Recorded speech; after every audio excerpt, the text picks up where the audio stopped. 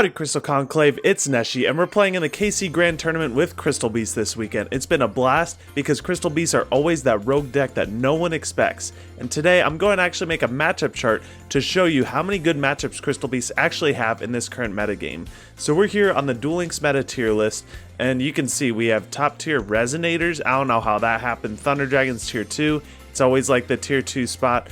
Then Fire Kings, Harpies, I don't know how they fell so far from grace. Onomat, Shiranui, Water Xyz. What is Shiranui doing on this tier list? Why are they coming back?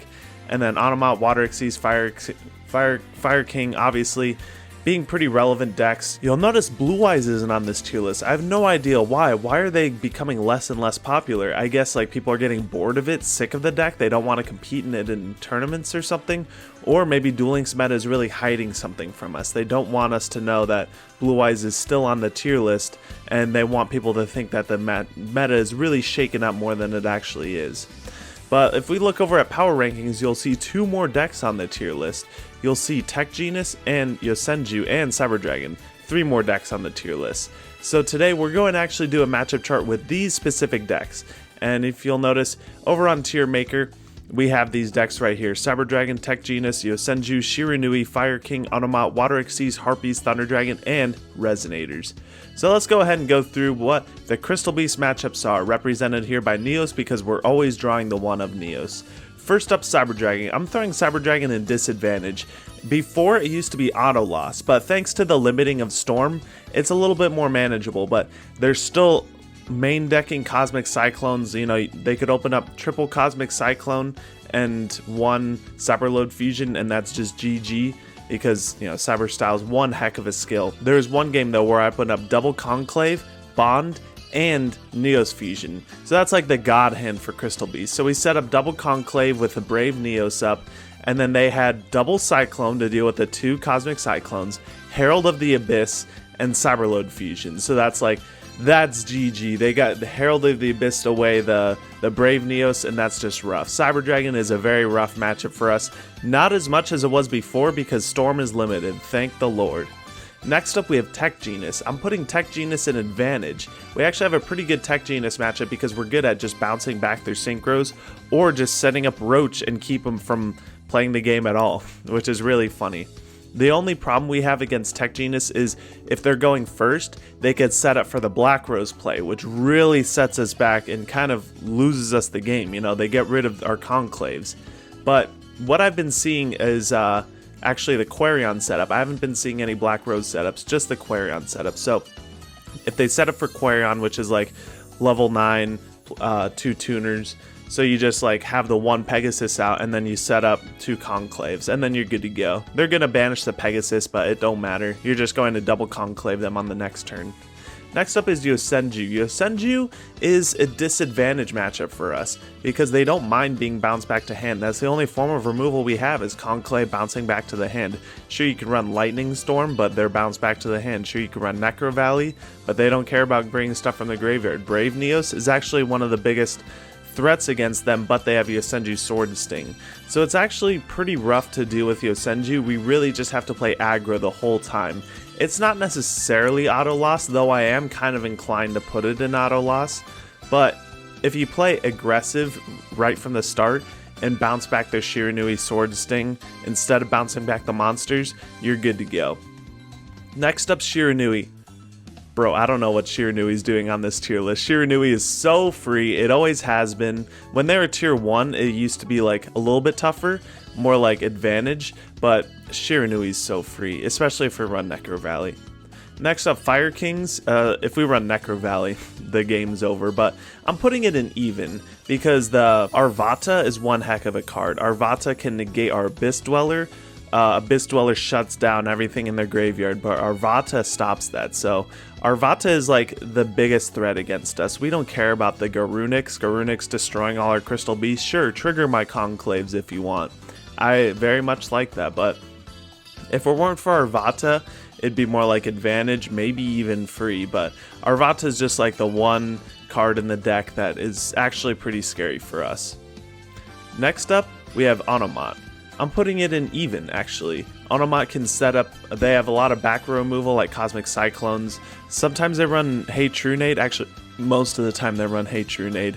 And that's actually really easy against us because they hate True Nade, we flip up our conclaves and say, what do you want to bounce back?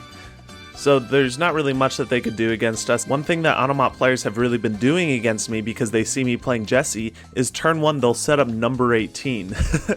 And that just does nothing because they think that I'm playing Harpies. So turn 1 they'll make number 18 thinking, okay, I got this Harpy player. Then I normal summon Sapphire Pegasus and they're like, excuse me? Why did I make this number 18? But the better Automat players will hard make the Photon Strike Bouncer. So I'm inclined to put this in advantage because just for that reason, and because usually they run Hey True Nade instead of Cosmic Cyclone.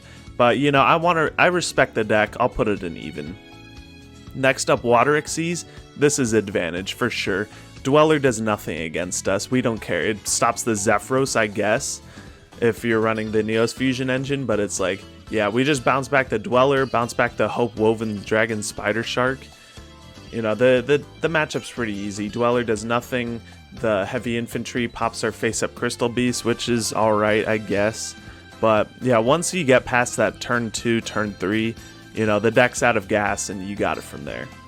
Next up, Harpies. I'm tempted to put this in even because Harpies is actually like a pretty even matchup. Whoever goes first pretty much wins. We can set up number 18 and a Conclave and we pretty much win. They can set up Cyber Slash plus MST and they win, and that's all it really takes. But because of that, I'm putting in a disadvantage because they do have a stronger engine in general against us. You know, I don't think it's fair to put them in even and say like, okay, Crystal Beast against Harpies, even matchup. It's slightly more disadvantage. It's a little bit rough sometimes. Next up is Thunder Dragon. Thunder Dragon I'm going to put in even just because of Levianeer. We do have Roach and Necro Valley to stop the Levianeer, but if we don't have those set up, Levianeer is a house against us. And we mostly want to set up Roach backed up by a Conclave so that we can bounce back whatever they're trying to threaten the Roach with, usually a Dragon Roar. Or usually an M7 too if they open up Lupine. But Thunder Dragon can be pretty easy if you're able to stop the Levianeer. Other than that, you know, it's even. I'm willing to put this in even. Finally, we have Resonator. The best deck of the format is also a free matchup for us. Guaranteed. Every single time, baby. You know why? Steel Swarm Roach. You just Roach pass going first, you Roach pass going second, it don't matter. They scoop every single time. What are you going to do? Tretch the one Roach that I have?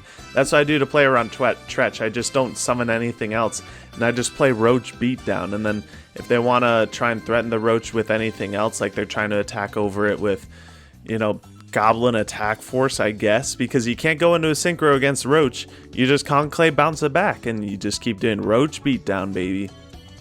Gosh, it's such an easy matchup.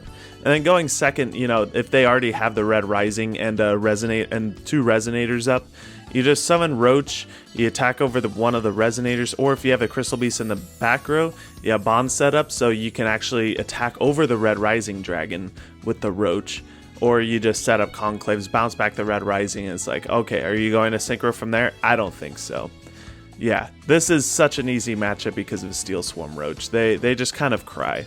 And that's what's great about playing Crystal Beast right now, is against the best deck, it's one of the freest matchups. I love it when I'm paired up against a Jack Atlas or a Yusei, and they're playing those Synchro decks, and I could just Roach pass and get on home free.